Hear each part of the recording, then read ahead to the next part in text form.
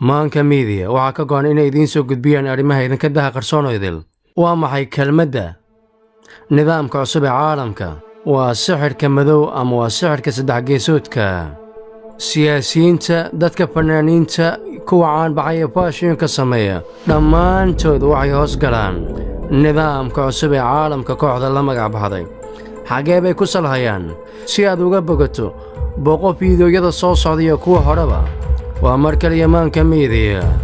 haddii aad danaynayso inaad nala kulanto ama aad rabto inaad su'aalna weydiiso, garabkayga midig qof fadhiya ayaa doonaya inuu idin dhiirigeliyo.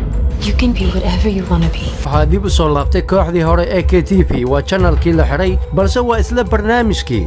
haddii aad doonaysid in kommentiga aad su'aal naga soo weydiisid, waxaan diyaar u nahnay qof inaynugu jawaabno su'aalihiinna. la kulmid haddii ay noqoto, waxaan diyaar u nahnay inta Atlanta degan oo tiimkaygana ka tirsan qofkii xilligaas aan shaqo haynin inuu idinla kulmo.